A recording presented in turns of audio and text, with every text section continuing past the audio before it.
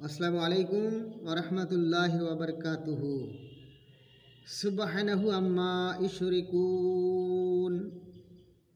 কাফিরগণের ফিরেক হইতে আল্লাহ পাক পুত পবিত্র। দাওয়াহুম ফিহা সুবহানাকা আল্লাহুম্মা ওয়া তাহিয়াতুহুম ফিহা সালামুন আখিরু দাওয়াহুম ওয়ানিল হামদুলিল্লাহি রাব্বিল আলামিন।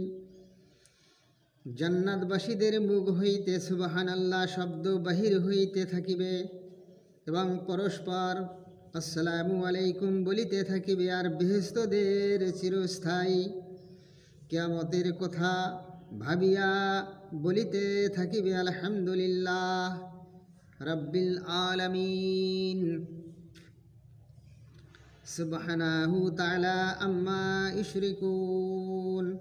যেসব বস্তুকে কাফেরগণ আল্লাহ পাকের অংশী করিতেছে তিনি ওই সব হইতে পবিত্র এবং উচ্চ।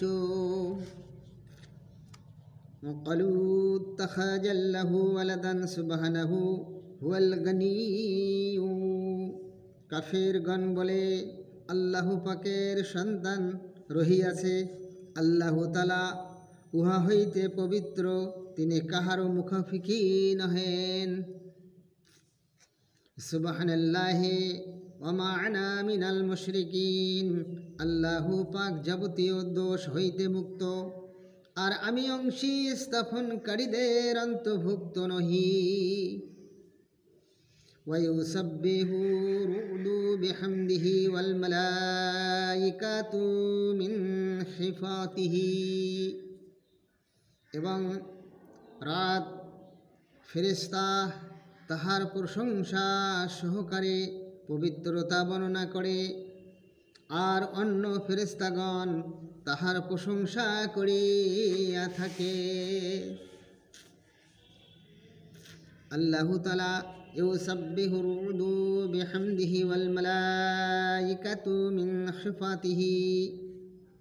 উলামায়ে কিরাম লিখিয়াছেন, যে ব্যক্তি বিজলি গর্জনের সময় এই আয়াত পাঠ করিবে সে বিজলি অনিষ্ট হইতে রক্ষা পাইবে।